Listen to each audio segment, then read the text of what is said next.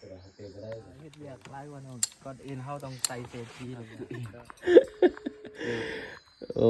บ่มีรายบ่มีการเรียนต่อนะแบบครอบครัวก็พบการยุ่งยากแบบนั้น หมายความว่าให้อายเรียนต่อเลยหยาดไฟตอนนั้นแล้วก็หลังจากไฟดับเบิดแล้วก็กลุ่มลีก็ให้เปอาหารประมาณ9 เดือน 9 เดือนเปอาหาร เก่านะก็เลยเปอาหารไปมาเลยได้กลุ่มลีก็เลย ให้ส่งแขกไปน้ำมันไก่เก่าเขาพอสวยเขาเจ้าต้มน้ำเป็นหยังแล้วก็ทำภาษาอังกฤษนำเขาเจ้าต้องนิดทีละหน่อยก็เลยคือปัจจุบันนี้ ต้องซอกเฮียนหัวเอาแล้วความจริงกันบ่ได้ตั้งใจว่าสิมาอยู่นี่เองบ่แบบมาดับไฟซื้อๆแล้วก็ถึกเขาบังคับ มาซอยเวียกเหรอ มันบ่ได้มีไผบังคับแบบตัดสินใจเองเลยตัดสินใจเอง แม่นเพราะว่าเหียนไปเหียนมามันก็ซ้ำเก่าแบบบ่ฮู้ว่าเฮียนไปแล้วสิไปเฮ็ดหยังมันบ่ เป้าหมายนะคน บ่ สอบงาน แบบมันบ่มีการบ่มีทุนเหียนแบบ ครอบครัวมันพบอันเรื่องที่แบบว่าลำบากนะก็เลยเอื่อยก็ไปเฮ็ดเวียกอยู่บ่อนอื่นบ่ทันได้เก็บเงินแล้วก็น้องนี่กับอ้าย ก็เฮียนแต่ว่าอ้ายยังอีกปีเดียวยังอีก2-3 เดือนที่สิจบแล้วค่อยตอนนั้นค่อยก็ยังเฮียนอัน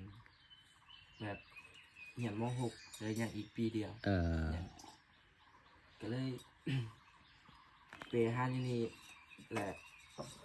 ไฟสัมผัสใหม่ยวนปลาซึ่งวนนี่ก็เลยสวยเขาหยาดแล้วก็หยาดไปหยาดมาคิดไปคิดมาตัดสินใจออกแล้วครับไม่หยาดไฟแล้วก็เปอาหารอยู่นี่กูมีให้เปอาหารอยู่นี่เลยได้9 เดือนแล้วก็ส่งแขก ถือว่าลินนี่เป็นผู้เสียสละให้อ้ายให้เอื้อยได้นี่เนาะเพราะว่าคันที่ให้อ้ายออกก็บ่ได้อีกตัวเองตัดสินใจออกมาเพื่อให้อ้ายกับเอื้อยได้ไปเรียนต่อนะโอ้โหเล่นเจ้าคือสุดยอดแท้ว่ะแล้วมาก็เปอาหาร9 เดือนนั่นบ่แม่นเพราะว่าอีเหียนไปนำกันเพราะว่าก็บ่มีเงินไผอีให้เงินของเหียนนี่แต่วันเสาร์วันอาทิตย์เฮาก็บ่ได้มีเวลาไปหาเงินบ่ฮู้ว่าสิหาทางใดแล้วก็สิมีรายรับทางใดก็เลยให้อ้ายเรียนจบเลยยังอีก 2-3 เดือนซื่อๆแล้วตัวเอง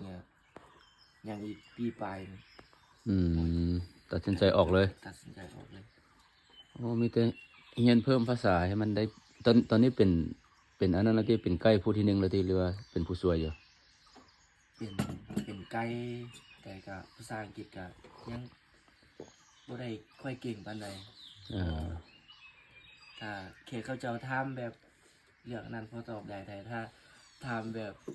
อันยากๆเนี่ยตอบบ่ได้คือกันค่อยขอเป็น ไป อย่างค่อยเห็นค่อยไปมันขึ้นกับใจขึ้นกับอันว่าเขามักแท้บ่ถ้าเขามักแท้ก็พยายามซอกหาความรู้ด้วยตัวเองหลักๆก็คือตัวเองนี่แหละจะเป็นผู้เรียนเองซอกความรู้เองแล้วหลังจากนั้นเขาจึงไป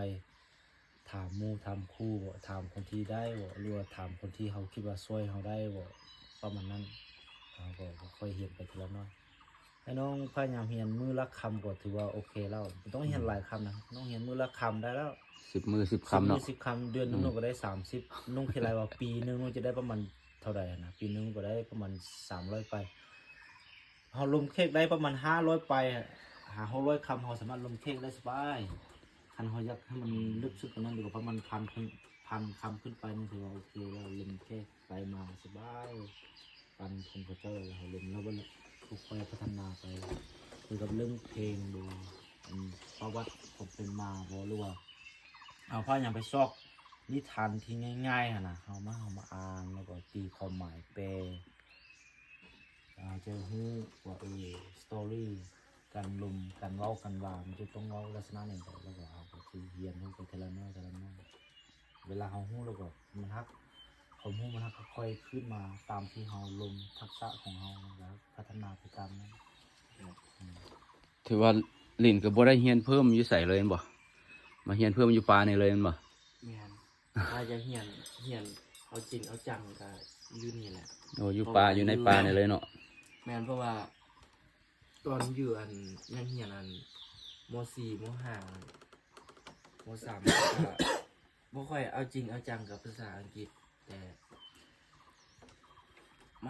มาฮอดจุดนี้ก็เอาไปเอาว่า เออ ในปฏิบัติตัวจริงเลย อืมเพราะว่าตอนเรียนม .4 ม .5 บ่ฮู้ว่าสิเรียนไปเพื่อหยังแม่นบ่ แม่น บ่มีฝรั่งจักคนมาโรงเรียนเลยก็เลยบ่รู้ว่าสิเรียนไปเพื่อหยังนั้นนะโอ้บัดได้มาเฮ็ดเวียกตัวจริงแล้วจริงเอาจริงเอาจังขึ้นว่ะ แม่นตอนยังอยู่นั่งเข้าม .6 ได้2 เดือนไปแหละ ฮะ ก็แบบบ่มีแนวเฮ็ดคิดว่าอยู่นี่มีบริษัทแบบเฮียนอยู่หันแบบคำที่น้องเฮียนทำอิฐนะ Where you from ก็เลย Where you เฮียน from อันนั้นแบบฟังไปแล้วก็เว้าไปแล้วก็หอดห้อง หอดห้องมาก็เลยลองถามอาจารย์เอาภาษาอังกฤษถามเลย อาจารย์ก็บอกว่าเจ้ามาจากประเทศใดก็คำนี้แหละ ที่ถามอาจารย์นะแบบอยากลองใจตัวเองแบบสิกาซ้ำใดแบบ เออ ใส่แบบนั้นเลย ลองฝึกคำทำอิฐ Where you from เลยเหรอ เย่แม่นบ่ สุดยอดสุดยอดบ่ได้ถาม Hello อหย่างอีกอย่างเลยเหรอ ใส่คำเดียวเลยนะ แบบถ้าคิดว่าตัวเองควรถามภาษาลาวอันนี้เอาภาษาอังกฤษถามอะไรให้อาจารย์บอกเป็นภาษาลาว เออ เพราะอาจารย์เพิ่นเป็นอาจารย์ภาษาอังกฤษด้วยนะเพิ่นสอนภาษาอังกฤษ แต่ว่าเดี๋ยวนี้เวลาเขาพบแขกข้างทำอิฐนี่เขาเห็นอะไรเขาถามอีหยังเขาเจ้าก่อน ก็ทักทายสบายดี ทักทายสบายดีก่อนเนาะ จากใส่ มึงว่าห่วย Where you from เลย โอ้สุดยอดเข้าใจสตอรี่ของลิน ซึ่งว่าเป็นไกด์วัยรุ่น มีความตั้งใจมีความเสียสละเพื่อครอบครัวได้ไง ตอนนั้นสมัยไอ้เฮียนนั่นน่ะเวลาไอ้มอสิได้บ่ได้หั่นน่ะว่าจะได้เพื่อมันลึงกับปากให้ลิ้นให้ปากเฮามันลึงกับเสียงเนาะอันเฮาฮู้แล้วว่าความหมายคำศัพท์มันเฮาฮู้ว่าเว้านั่นได้เขียนนั่นได้แล้วแต่ว่าสำเนียงของเฮานี่ยังคือบ่คอดบ่ไปตามสำเนียงของมัน อยู่ผู้เดียว เวลาอยู่ห้องผู้เดียวมันใส่ผู้เดียวแล้วแหละเว้าได้ว่าเฮาเว้าเองเฮาตอบเองหั่นนะเป็นของเพื่อนำพัฒนาตัวเองเพื่อให้ลึงกับปากกับลิ้นเฮาแล้วก็หลังจากนั้นก็เลยฟังประมาณ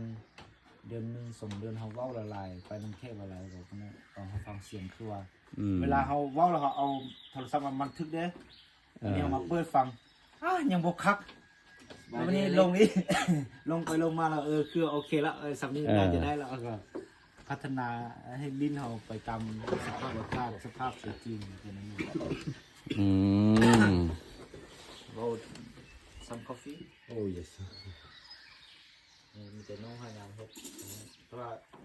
มีตัวใดที่ว่าอยากให้